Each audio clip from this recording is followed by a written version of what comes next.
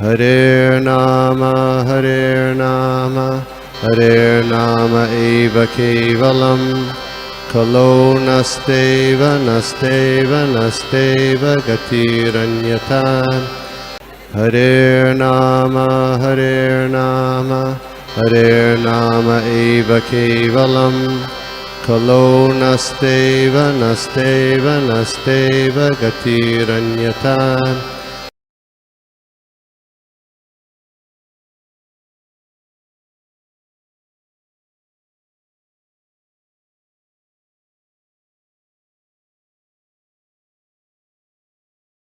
ओम नमो भगवते वासुदेवाय। ओम नमो भगवते वासुदेवाय। ओम नमो भगवते वासुदेवाय। नारायणं नमस्कृत्य नरं चैव नरोत्तमं देवीं सरस्वती व्यासं ततो जयमुदीरयेत्। नष्टप्रेयसभद्रेषु नित्यं भगवतो सेवाया भगवते उत्तमे श्लोके भक्तिर्भवति नास्तिकी। सदाशिव्य सदाशिव्य श्रीमद्भगवती कथा ईश्वर श्रवणमात्रेण हरिश्चितं समस्ये निगमकल्पतरुगलतं फलं सुखमुखं मृतुभोषम्यतां पिबतं भगवतं रसमालमुरचितः बहुकाः। हरे Krishna.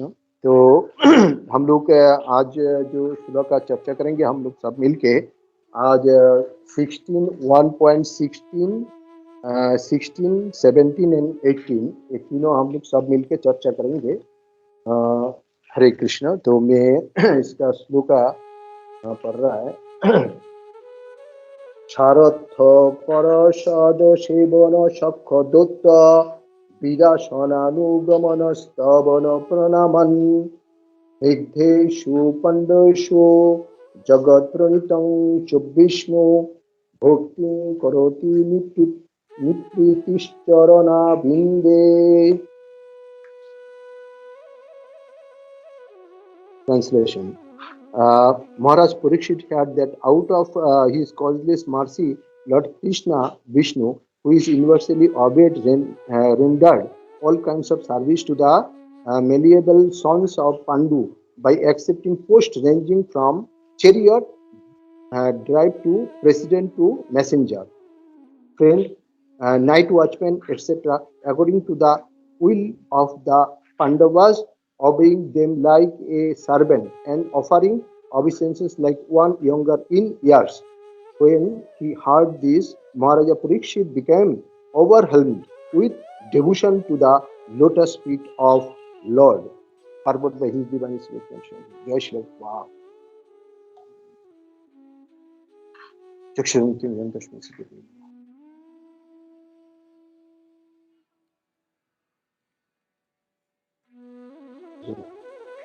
Hare Krishna, Krishna Krishna, Hare Ram, Ram Ram, Hare. Purport. Lord Krishna is everything to the unalloyed devotees like the Pandavas. The Lord was for them the Supreme Lord, the spiritual master, the worshipable deity, the guide, the chariot driver, the friend, the servant, the messengers, and everything they could conceive of. And thus the Lord also reciprocated the feelings of the Pandavas. Maharaja Parikshit, as a pure devotee of the Lord, could appreciate the Lord's transcendental reciprocations of the feelings of his devotees, and thus he himself also was overwhelmed with the dealing of the Lord. Simply by appreciating the dealing of the Lord with his pure devotees, one can attain salvation. The Lord's dealing with his devotees appear to the ordinary human dealings, but one who knows them in truth become at once eligible to go back home, back to Godhead.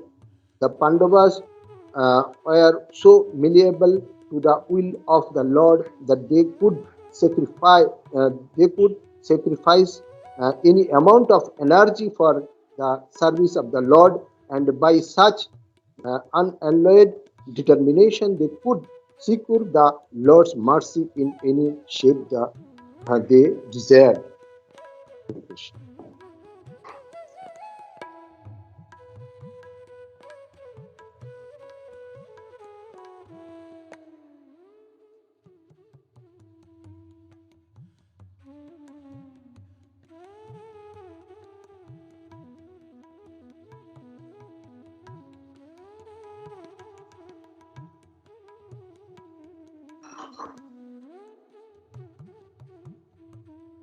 तो हम लोग का अभी 16 number श्लोक में प्रभुवत क्या कह रहे हैं इसके बारे में हम लोग थोड़ा चर्चा करेंगे। तो यहाँ पे जैसे लिखा है, महाराज Yudhishthir heard that out of his causeless mercy Lord Krishna, who is universally obeyed, rendered all kinds of service to the malleable sons of Pandu।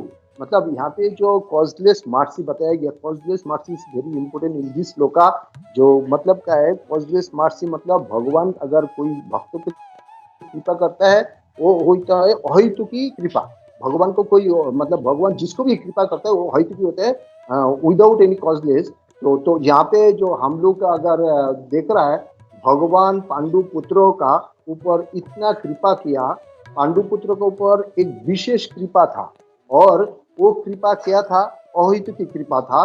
तो भगवान का कोई मतलब चीज, मतलब यहाँ पे मतलब प्रभुपद जो कह रहा है, भगवान को कोई चीज का जरूरत नहीं है, भगवान पूर्ण है, भगवान के पास सब कुछ है, भगवान को कोई कुछ जरूरत नहीं, क्योंकि ये जो संसार है, ये दुनिया जो है, ये सब भगवान का है। तो भगवान को जो चाहिए प्रकृति से बोलो जो भी है, मतलब भगवान उठा सकते हैं। तो भगवान जो है, भगवान पूर्ण है। तो भगवान को यहाँ पे कह रहा है, भगवान को किसी को आवश्यकता नहीं है। हाँ, तो भगवान अपने आप संतुष्ट है, तो इसीलिए भगवान को अन्य किसी को आवश्यकता नहीं है। तो हम तो क्या है, हम तो जस्ट भगवान को सेवा कर रहा है, ये सेवा भगवान को दूसरे भी करते हैं, हम जो सेवा करते हैं वो दूसरों भी कर रहा है। तो मतलब इसका भी मतलब कोई जरूरत नहीं है भगवान को। तो क्योंकि सेवा अन्य कोई, इस सेवा अन्य कोई कर रहा है। हाँ, तो भगवान को, अगर भगवान को कुछ ग्रहण करना है, तो जैसे अभी यशोदा मैया है, राधा रानी है, मतलब राधा रानी जैसे यशोदा मैया भगवान को केयर कर रहा है माँ का रूप में, और जो राधा रानी तो मतलब कृष्ण का सबसे प्रिय है, वो हमेशा भगवान का सेवा में 24 घंटा लगा हुआ है भगवान का। तो जो भी चाहिए भगवान कर रहे हैं। जैसे अगर कोई कुछ खाना पकाना है, तो भी राधा रानी है, तो राधा रानी से बढ़कर कोई मतलब अच्छा खाना भी पका नहीं सकता है। तो राधा रानी लगा इतना अच्छा खाना बना नहीं सकते है। तो राधा रानी भगवान का क्या नित्य सेवक है, भगवान का 24 घंटा सेवा कर रहे हैं। तो यहाँ पे बता रहा है, मतलब है भगवान को हमारा सेवा का आवश्यकता नहीं है, परंतु क्योंकि हमारा लिए वो मतलब उनका सेवा जरूरी है, भगवान के लिए हमारा सेवा जरूरी नहीं, मतलब परंतु हमारा लिए उतना उसका उनका सेवा जरूरी है। अगर हम लोग भगवान को सेवा नहीं जुड़ता है, भगवान से अगर हम भगवान से नहीं जुड़ता है, सेवा में अगर यही होता है, तो हमको हाँ किसका सेवा करना पड़ेगा। हम लोग जो अगर भगवान से अगर हम लोग नहीं जुड़ेगा, तो हमको माया का सेवा करना पड़ेगा। तो इसीलिए क्या है, अगर माया का सेवा से अगर अच्छा बढ़कर है क्या है भगवान का सेवा, तो इसीलिए हमको आवश्यकता है भगवान का सेवा करने का। हाँ, ये हमको आवश्यकता है। अगर हमको भगवान को कृपा प्राप्त करना है, तो हमारा सेवा भी अहितु की होना चाहिए। ऐसा नहीं है भगवान मैं तो तुमको मतलब डेली सेवा कर रहा है, हमको ये कुछ चाहिए वो कुछ चाहिए, नहीं, ये सेवा जो अहितु की होना चाहिए। तो शुद्ध भक्त का अहितु की कृपा इसलिए मिलता है क्योंकि जो शुद्ध भक्त जो मतलब सेवा करता है, वो सेवा क्या होता है, अहितु की है। तो चैतन्य महाप्रभु हम लोग को खुद शिक्षा दिया भक्ति कैसे करना है।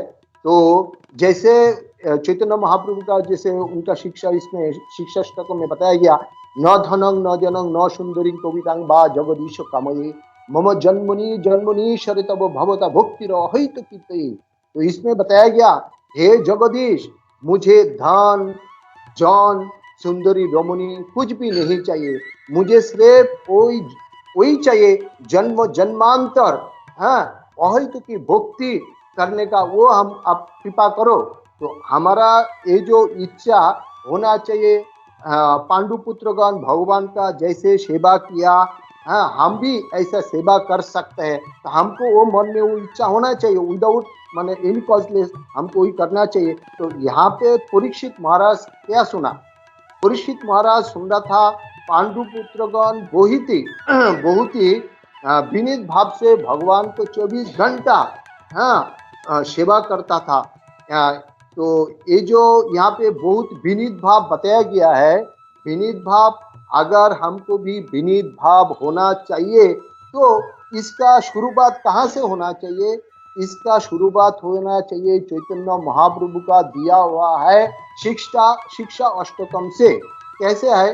तीनों दोपी सुनिचन तरोरूपी सोइष्णना अमानिना मानोदेनो कीर्तनिया सदाहरि। मतलब जो खुद को तीनों अपेक्षा, तीनों मीन्स घास, घास से छोटा समझता है, जो हमारा तो कोई गाय नहीं है, हम बहुत छोटा है, तो तोरो तो यहाँ पे तरु का जैसे सहिष्णु होना पड़ेगा। तरु का जैसे जो अपना मान का चिंता ना करके दूसरों को, मतलब कोई कोई हम समझते हैं ना कि हम तो बड़ा है, वो उसके पास जाएंगे, कैसे जाएंगे, मेरा मान तो छोटा हो जाएगा। लेकिन भक्ति में ऐसा नहीं है, हम कितना भी बड़ा हो, हमारा समाज में कितना भी हमारा प्रेस्टीज होना चाहिए, कुछ भी होना चाहिए, लेकिन वो नहीं देखने का। तो अगर हम भक्त है, हमको हमारा से बहुत ही छोटा, तीनों का जैसे छोटा है, उसके पास भी जाके हमको कुछ भी है, मतलब क्या कहना है उसमें हिंदी में, मतलब उनके पास जाके हमको नीचू होना पड़ता है। तो उसमें कुछ मतलब ये नहीं होता है हमारा, मतलब हमारा जो मान सम्मान वो कम नहीं होता है। जो कृष्ण भक्त है वो उसका मन में सब सोचता है वो समान है, सब समान है। तो यहाँ पे हम लोग पांडु पुत्रों युधिष्ठिर महाराज से सीख सकता है, क्या सीख सकता है? अमानिना मानो देनो कीर्तनिया सदाहरि। मतलब दूसरे के लिए मान देना चाहिए। युधिष्ठिर महाराज को कितना अपमान किया, कितना मतलब ये किया, फिर भी युधिष्ठिर महाराज उनको क्या है शिक्षा, मतलब उसको मान देता था। तो यहाँ पे कहने का एक उद्देश्य है, क्या है, हम तो खुद को भी भक्त, जो मतलब जो हम लोग खुद को मन भक्त बताता है, तो ये जो चैतन्य महाप्रभु का दिया हुआ तीनों रूपी शनिचन तरुण रूपी सुनिष्णना अमानिया मानवजन कीर्तनिया सदाहरि, तो इसी भाव से हम कितने दूर है हमको सोचना पड़ेगा। जो तीनों रूपी शनिचन चैतन्य महाप्रभु दिया, वो भाव हमारा मन में है क्या? अगर हम चुपचाप बैठ के अगर सोचेगा, हम जो भक्त, हमको भक्त कहता है, हमको भक्त कहलाता है, वो हमारा मन में कितना है, जो तीनों रूपी सुनिचन वो हमारे मन में है क्या? तो जब तक हम इसी भाव से नहीं आएंगे, तब तक भगवान का अहित की कृपा नहीं मिलेंगे। तो ये जो विनीत भाव कहा गया है, तो विनीत भाव कहाँ से आएंगे? ये विनीत भाव लाने के लिए हमारा परंपरा जो गुरु है, गुरु के पास जाने का, गुरु का शरण में आने का, तब जाके गुरु का शरण में जब हम आएंगे, तब जाके हमको क्या होगा, हमारा वो जो तीनों रूपी सुनिचना तरो रूपी सोइष्णा, वो भाव हमारा मन में आएंगे। तो इसमें एक मिनट, इसमें पारपट में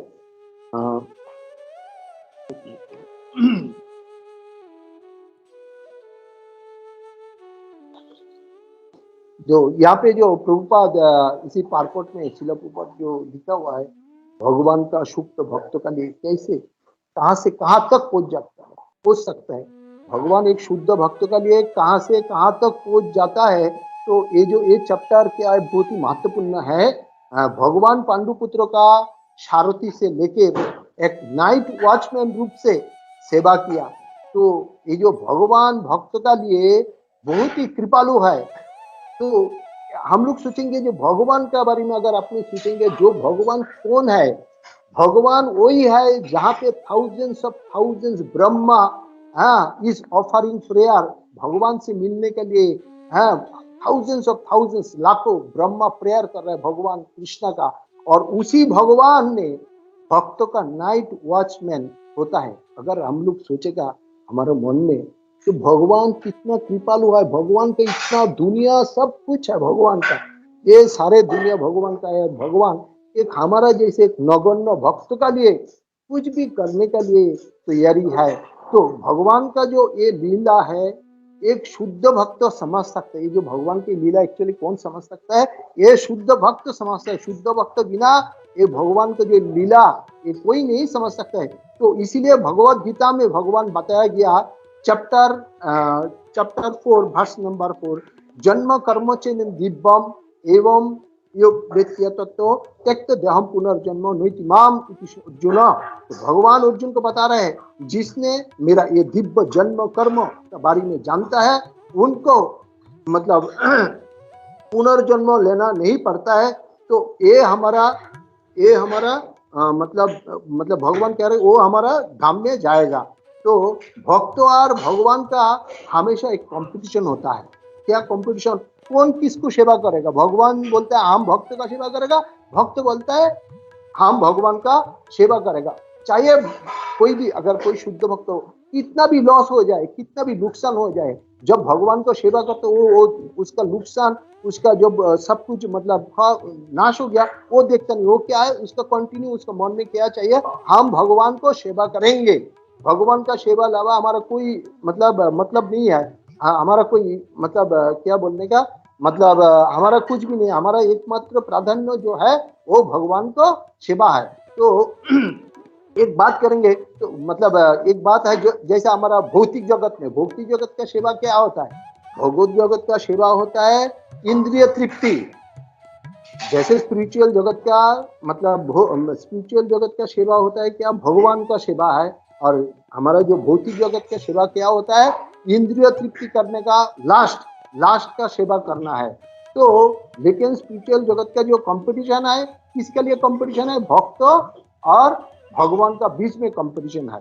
तो भक्त और बीच में जो ये लड़ाई होता है, तो हम लोग जब नित्य भगवान का लीला, भगवान का कथा सुनेंगे, हमारा हृदय में अपने से अपने भगवान का प्रति प्रेम उदय होगा। तब हम जो क्या कहते हैं कॉजलेस मार्क्स यहाँ पे कहा गया है, तो अहित की कृपा भगवान से मिलेंगे। तो हमारा ये 16 नंबर, तो हम लोग अभी 17 नंबर में हम लोग जाएंगे। एक नंबर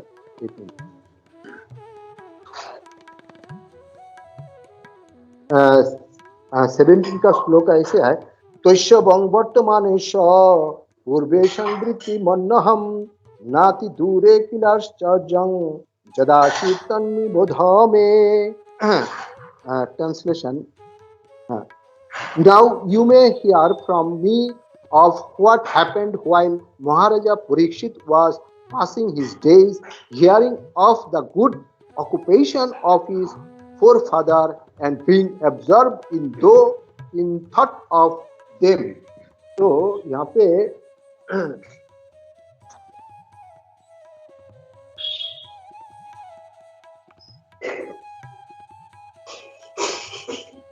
हरे कृष्ण। तो 17 नंबर श्लोक में सूत गोस्वामी कह रहा है, यहाँ पे परीक्षित महाराज कोई साधारण व्यक्ति नहीं था। ये परीक्षित महाराज मतलब परम भगवत था। परीक्षित महाराज का माता का गर्भ में जब परीक्षित महाराज को जब माता का गर्भ में जब जन्म हुआ, तो भगवान इनको क्या क्या दर्शन दिया था। और उनका जब जन्म हुआ, माता गर्भ से बाहर आते आते वो क्या है ढूंढ रहा था। किसको ढूंढ रहा था? वो परीक्षण कर रहा था। क्या कर रहा था? परीक्षण। हमको जो माता का गर्भ से आते आते वो ढूंढ रहा था, परीक्षण करता था। हमको जो माता का गर्भ में दर्शन दिया वो कौन है, वो कहाँ है? तो ये परीक्षण करता था, इसीलिए परीक्षित महाराज का नाम हुआ क्या? परीक्षित महाराज। तो परीक्षित महाराज जब राजा था, जब उन्हीं ने देखा उनका राज्य का भीतर कोली प्रवेश कर रहा है, कोली का लक्षण उसने देखा, तो उन्हीं ने निर्णय लिया। क्या निर्णय लिया? आप मुझे दिग्विजय के लिए निर्णय निकालना पड़ेगा। हाँ, तो दिग्विजय का मतलब क्या होता है? जहाँ पे अन्याय होता है, अविचार होता है, परस्त्री संग होता है, मौत होता है, जुआ होता है, तो वहाँ पे परीक्षित महाराज कह रहा है वहाँ पे जाके हमको लोगों को उद्धार करना पड़ेगा। तो परीक्षित महाराज तो इसके लिए विजय के लिए निकाला। विजय का ये निकाल के विजय पाता था। जहाँ पे ये एक खराब चीज होता था, तो परीक्षित महाराज वहाँ पे जाके ये नाश करता था। और क्या करता था? विजय पाता था और भगवान का नाम प्रचार करता था। और जिधर जिधर जाता था, आपने पूर्वजों युधिष्ठिर महाराज, अर्जुनो, ये जो पंच पांडव है उनका बारे में, उनका पूर्वजों का बारे में युधिष्ठिर महाराज बताता। भगवान किस तरह इन लोग के ऊपर कृपा करता था वो भी बताता था। जो अर्जुन पांडव लोग का ऊपर भगवान का पूरा कृपा था तो वो भी बताता था, क्योंकि इन लोग भगवान का मतलब शुद्ध भक्त था। भगवान उन लोग को अहित की कृपा किया तो भगवान का नाम इन लोगों का साथ जुड़ा हुआ था। स्वयं उनका बारे में वो बताता था। तो तो परीक्षित महाराज के सुत गोस्वामी कह रहे आप कितने छोटा था, माता के गर्भ में भगवान आपको ब्रह्म अस्त्र से बचाया। तो सुत गोस्वामी उनको परीक्षित महाराज जब लास्ट दिन बिता रहा था तो परीक्षित महाराज को कुछ समय बैठ के यहाँ पे ये बात कह रहा था। जब परीक्षित महाराज ये सब बातों को सुनता था तो भगवान का चरण में उनका भक्ति और भी बढ़ जाता था। उनका जो चरण मतलब भगवान का चरण कमल में क्या भक्ति उनको और तीव्र हो जाता था। तो हमारा 17 नंबर श्लोक में ये, अभी हम लोग 18 नंबर श्लोक में हम देखेंगे। एक मिनट, 18 नंबर श्लोक ऐसे है, धर्म पदैकेन चरण इच्छायामुपलभ्यगम विस्तृति शुश्रवदनां विवत्सामि व मातरम। पूर्ववत इस तरह है। एक मिनट,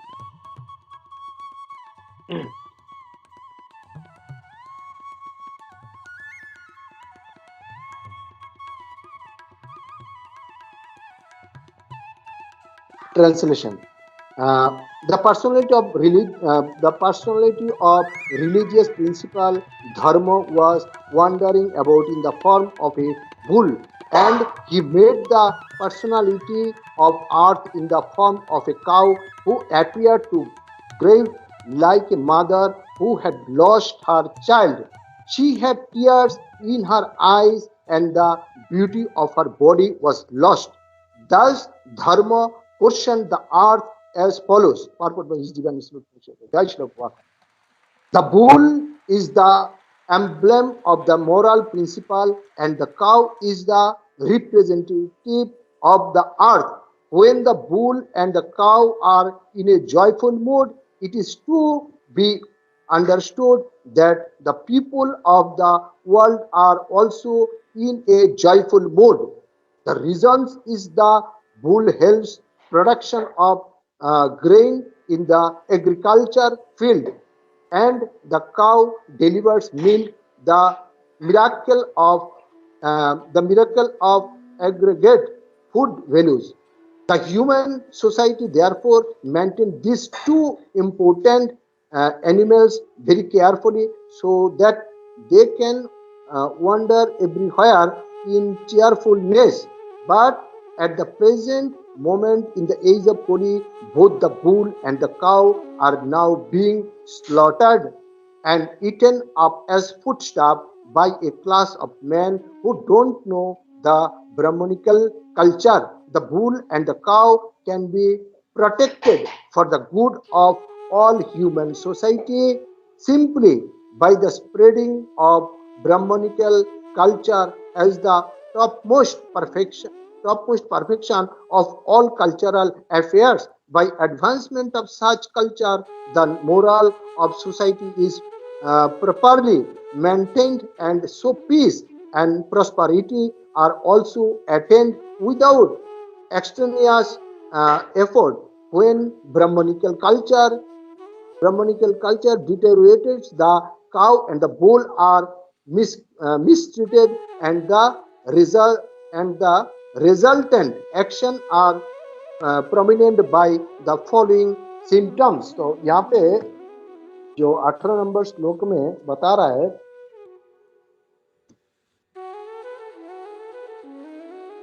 तो 18 श्लोक में जो बता रहा है, तो यहाँ पे शिल प्रभुपाद बता रहे हैं जब भेल और गाय का, हाँ, तो यहाँ पे जो शिल प्रभुपाद का बड़ा एक सिद्धांत तो यहाँ पे बता रहा है, जो मतलब क्या है, बेल जो है, बेल क्या है, बेल धर्म का प्रतीक है और गाय क्या है, पृथ्वी का प्रतीक है।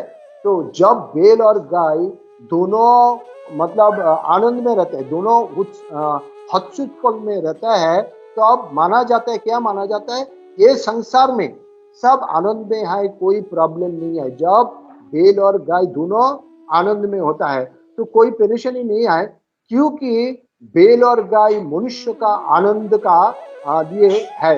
बैल और गाय क्या है, मनुष्य का आनंद का लिए है।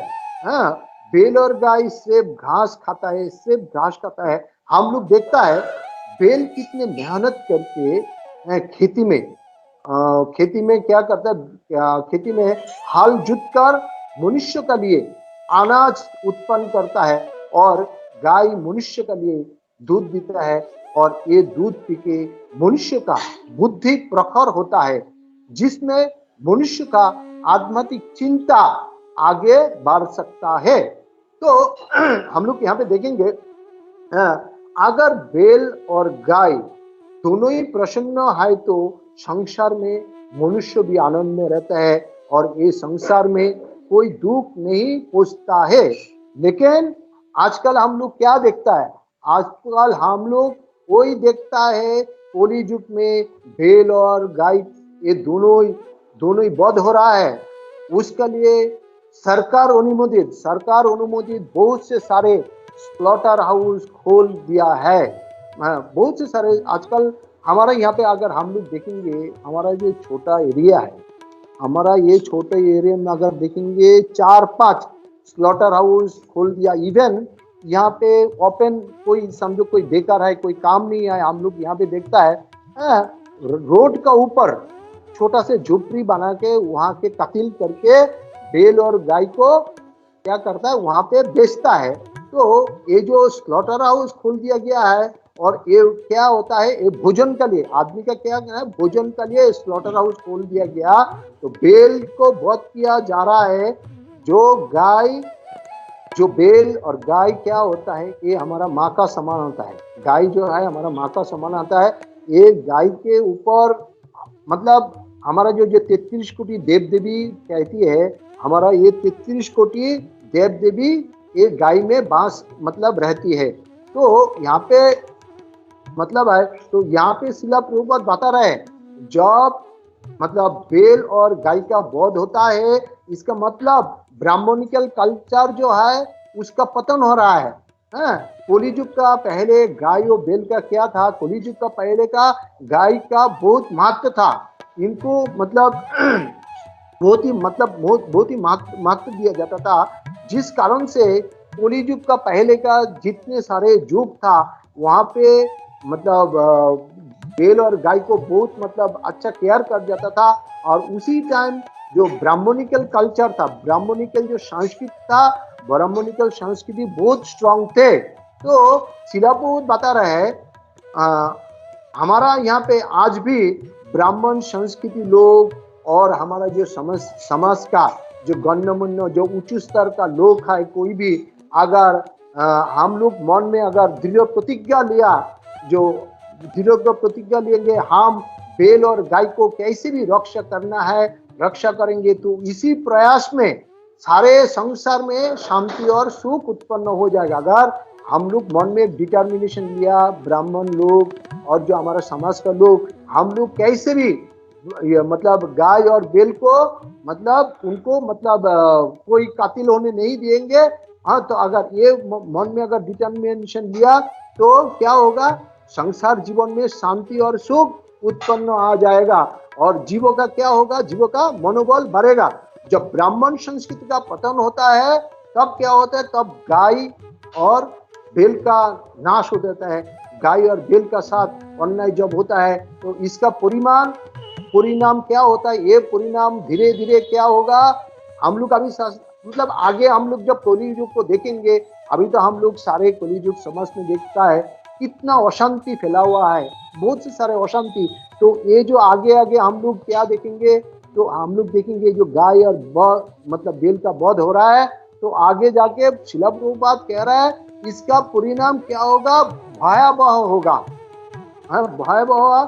तो काल में एक लेक्चर में मैंने सुना था, उसमें दिया गया है, उसमें वो लेक्चर में प्रभु कह रहा था, जिस धरती में गाय का वध होता है मतलब गाय का जो एक बूंद अगर खून गिरता है तो उसी समाज और उसी इलाका में कोई भी कभी भी, क्योंकि ये हम लोग एक्चुअली समझते नहीं, जो हम लोग क्या है, हम लोग जो भक्त लोग एक्चुअली समझ सकते हैं, भक्त लोग बिना ये कोई समझता ही नहीं। जब गाय और भेड़ का जब वध होता है, उसका जो एक बूंद खून जब गिरता है ना, उसी एरिया में है, मतलब कभी भी सुख शांति नहीं होता है। उसी एरिया में हमेशा क्या होता है, झगड़ा होता है, कोई बीमार आता है, कुछ ना कुछ, मतलब प्रकृति का कुछ ना कुछ प्रॉब्लम आ जाता है। तो हरे कृष्ण, मैं यहाँ पे मेरा मतलब समाप्त कर रहा है।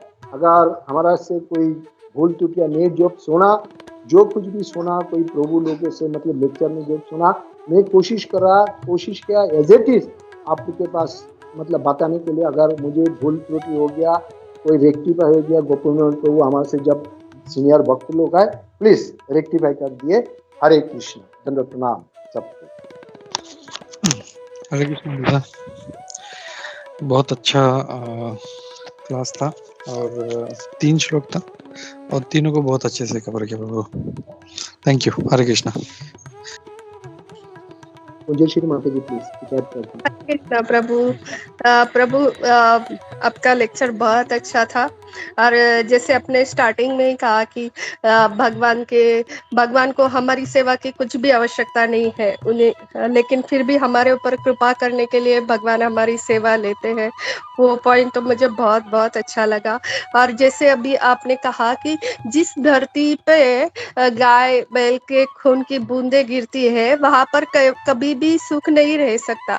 तो कुछ साल पहले, सबको याद होगा शायद, 6-7 साल पहले नेपाल में बहुत सारे ऐसे बलि दिए गए थे बैलों की। और तभी भी कुछ ही दिनों बाद वहां पर बहुत भूकंप आ गया, बहुत सारी बीमारी हो गई कि वो जैसे भागवतम में कहा गया वैसे ही सब हो रहा है, अभी भी होता है। मतलब गाय और बैल के जहाँ पर भी आदर नहीं होता है, उनके खून गिरता है, वहां पर बहुत बर्बादी होती है। वो सही है।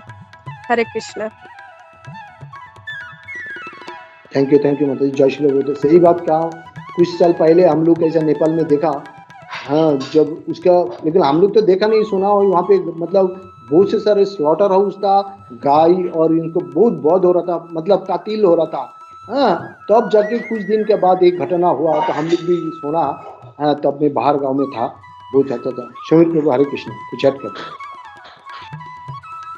प्रभु जी हरे कृष्णा, दंडवत प्रणाम। प्रभु जी बहुत बढ़िया क्लास था। 3 श्लोक थे और तीनों को अपने टाइम को संभाल के बहुत अच्छी तरह से एक्सप्लेन किया था। प्रभु जी जस्ट एक पॉइंट ऐड कर रहा था यहाँ पे, मतलब अमरेंद्र प्रभु जी का एक लेक्चर देख रहा था, वहाँ पे उन्होंने बोला था कि विष्णु, राम और कृष्ण की हम लोग जब भक्ति करते हैं तो हम लोग को उसका रेसिप्रोकेशन कैसे मिलता है। तो उन्होंने बोला था कि मतलब विष्णु जो है वो एक मास्टर और स्लेव, मास्टर और दास की काइंड ऑफ एक रेसिप्रोकेशन है। मतलब विष्णु ऑलवेज हम लोग के लिए मतलब भगवान है और वो मास्टर जैसे है और हम लोग उसके दास है।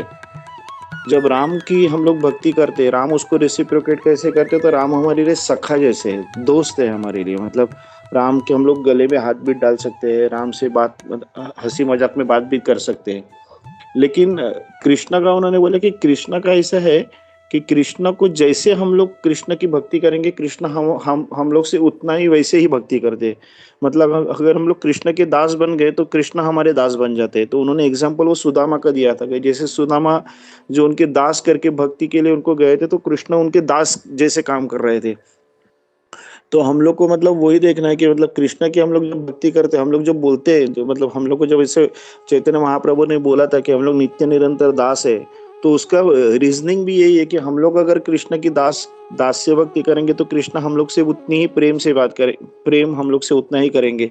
और एक्चुअली मतलब जब परीक्षित महाराज को जो 16वें श्लोक में बोला था कि परीक्षित वॉज ओवरवेल्म्ड, तो ये बहुत बढ़िया यह लक्षण है डिवोटी की। जब वो उसको पता चलता है कि कृष्ण हम लोग से कितना प्यार करते हैं, तो उसको भी उतना ही भर के आता है कि हाँ, इतना भगवान हमसे प्यार करते, तो हम लोग को भी भगवान के लिए हम लोग भी उतना ही प्यार आना चाहिए। तो ये बहुत अच्छा था प्रभु जी, बहुत अच्छा क्लास लिया था। थैंक यू प्रभु जी, हरे कृष्णा। सरोदय प्रभु ने कमेंट डाला था, वेरी वंडरफुल क्लास।